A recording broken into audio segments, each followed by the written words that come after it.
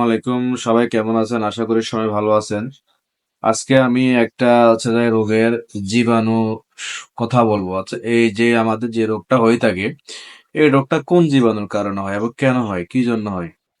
আমাকে পার্সোনালি অনেকে মেসেজ করেন বা অনেকে ফোন করে জানতে চান যে ভাই আমাদের টাইফয়েড হয়েছে, টাইফয়েডটা কোন কারণে হয়েছে? এভাবে পার্সোনালি জনজনে বলাটা আমার পক্ষে সম্ভব হয়ে ওঠে না।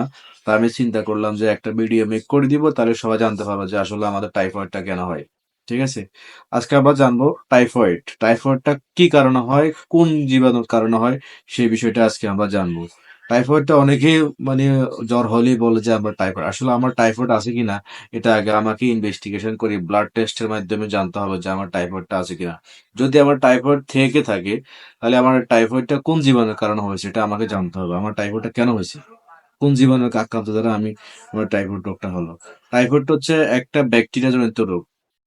যেটা হচ্ছে সালমোনেলা টাইফি ব্যাকটেরিয়া যখন আপনার শরীরে আক্রান্ত ঢুকে আপনার শরীরে যখন ইন হয়ে অ্যাটাক করে তখন আপনার হচ্ছে যে টাইফয়েড রোগটা ধরা হয়। আর এটা আপনার শরীরে ঢোকার 6 থেকে 30 দিনের ভিতরে আপনার শরীরে জ্বরের বা বিভিন্ন ধরনের লক্ষণ দেখা দিতে পারে।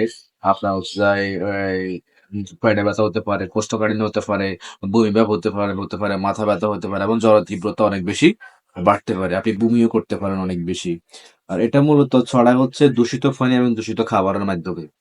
এটা ছড়ার একমাত্র উপায় হচ্ছে দূষিত খাবার এবং হচ্ছে যে দূষিত পানির মাধ্যমে টাইফয়েড জীবাণুটা ছড়ায়।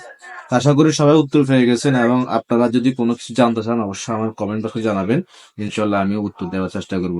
সবাইকে ধন্যবাদ। আসসালামু আলাইকুম ওয়া রাহমাতুল্লাহি ওয়া বারাকাতুহু।